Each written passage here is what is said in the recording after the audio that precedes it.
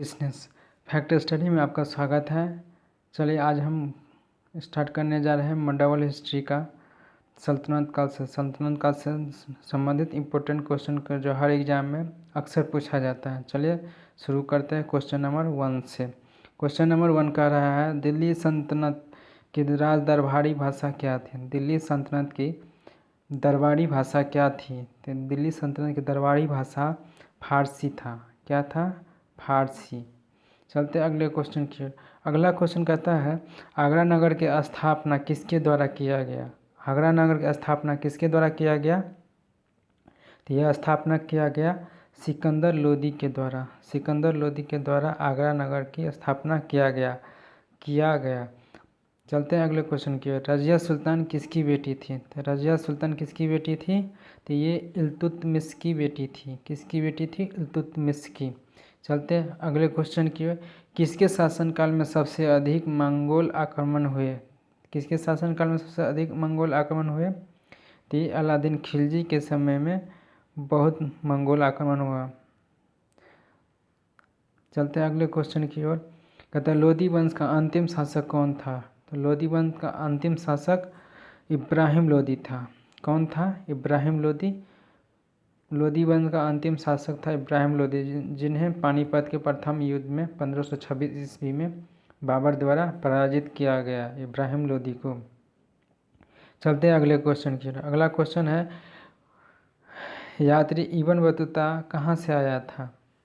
यात्री Ibn Battuta कहाँ से आया था। तो ये आया था मोरक्को से।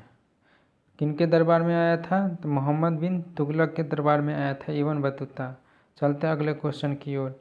अगला क्वेश्चन कहता है भारत में मुस्लिम राज का संस्थापक किसे माना जाता है।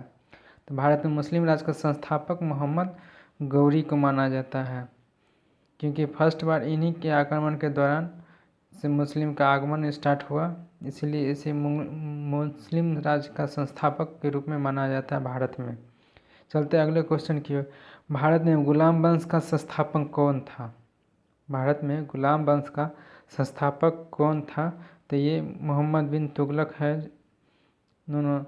कुतुबुद्दीन ऐबक है जो गुलाम वंश का संस्थापक माना जाता है। किनको माना जाता है? कुतुबुद्दीन ऐबक को। कुतुबुद्दीन ऐबक को गुलाम वंश का संस्थापक माना जाता है। चलते हैं अगले क्वेश्चन की। अगला क्वेश्चन है दिल्ली सल्तनत के किस शासक ने कुतुब मीनार का काम पूरा करवाया गया। दिल्ली सल्तनत के किस शासक के द्वारा कुतुब मीनार का काम पूरा करवाया गया। तो ये कुतुब मीनार का काम पूरा करवाया गया इल्तुतमिश के द्वारा। इल्तुतमिश के द्वारा कुतुब मीनार का काम पूरा करवाया गया, जो कि शुरुआत किया था कुतुबुद्दीन ऐबक ने, लेकिन पूरा करवाया इल्तुतमिश ने। चलते अगले क्वेश्चन की ओर। दक्षिण अफ्रीका की यात्री इब्न बतूता किसके शासनकाल में भारत आया था। तो इब्न बतूता मोहम्मद बिन तुगलक के शासनकाल में भारत आया था। इसका सही आंसर सी होगा। चलते अगले क्वेश्चन की ओर। मोहम्मद गजनवी ने भारत पर कितनी बार आक्रमण किया था। मोहम्मद गजनवी ने भारत पर कितनी बार आक्रमण किया था। तो ये 17 बार किया था। कितना बार? 17 बार।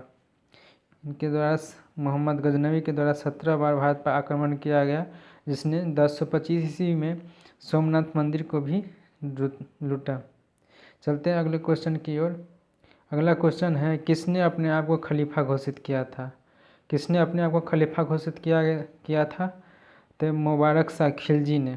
मुबारक शाह खिलजी ने अपने आप को खलीफा घोषित किया था। चलते हैं अगले क्वेश्चन की ओर। बाजार मूल्य नियंत्रण पद्धति किसके द्वारा शुरू किया गया। बाजार मूल्य नियंत्रण पद्धति या प्रणाली किसके द्वारा शुरू किया गया।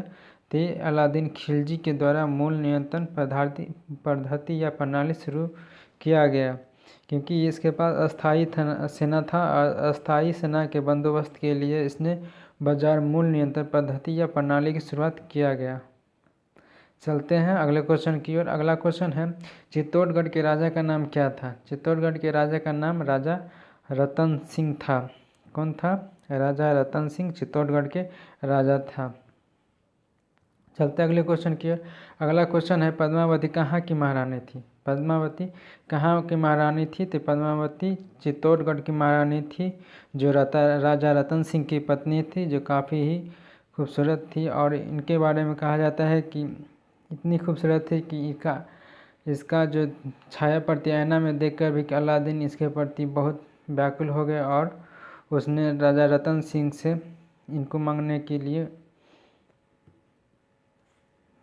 आदेश जारी किया और इनसे इनके प्रति बहुत अलादीन खिलजी की इनके प्रति बहुत चाव बढ़ गया और इसको अपना पत्नी के रूप में बनाना चाहता था, लेकिन ऐसा हुआ नहीं।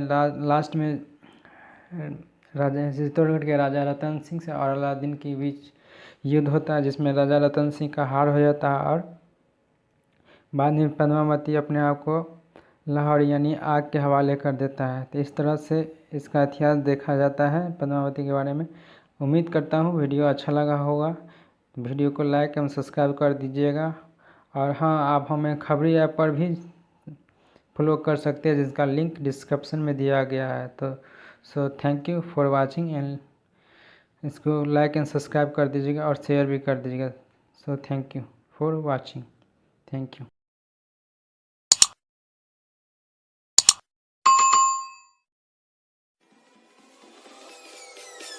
Peace.